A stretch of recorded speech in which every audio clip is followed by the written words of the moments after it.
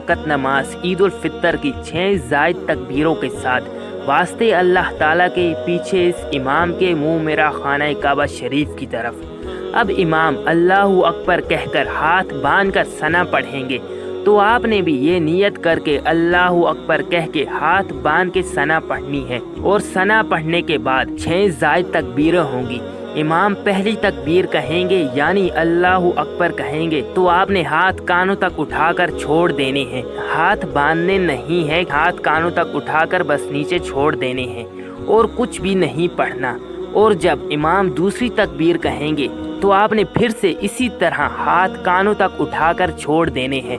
और जब इमाम तीसरी तकबीर कहेंगे तो आपने हाथ कानों तक उठाकर बांध लेने हैं, छोड़ने नहीं है। बस आपने सिर्फ 2 ही तकबीरों में हाथ कानों तक उठाकर छोड़ देने हैं और तीसरी तकबीर में आपने हाथ कानों तक उठाकर बांध लेने हैं। फिर इमाम किरात करेंगे, सूरह फातिहा पढ़ेंगे और उसके बाद कोई और सूरत पढ़ेंगे, रुकू करेंगे और जब सजदा करेंगे तो पहली रकत मुकम्मल हो जाएगी।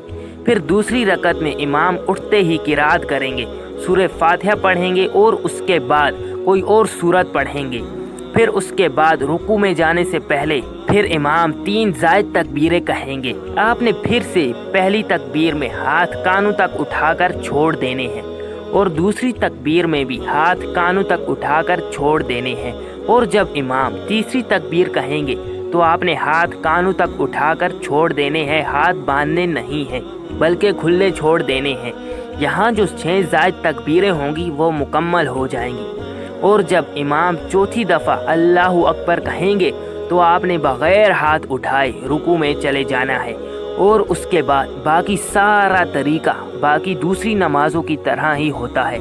रुकू, सजदा और अत्तहियात पढ़ने के बाद इमाम के साथ सलाम फेर लेना है और नमाज मुकम्मल कर लेनी है। सिर्फ 6 जायद तकबीरों के अलावा बाकी सारा तरीका दूसरी नमाजों की तरह ही होता है। नमाज पढ़ने के बाद आपने अल्लाह पाक से दुआ मांगनी है, क्योंकि रोज़ों के बाद मांगी हुई दुआ अल्लाह पाक रद्द नहीं करते। अगर आपको ये वीडियो पसंद आई है तो आप हमारे चैनल को सब्सक्राइब ज़रूर करें और इस वीडियो को लाइक भी ज़रूर कर दें। शुक्रिया। मुहम्मदन रसूलुल्लाह।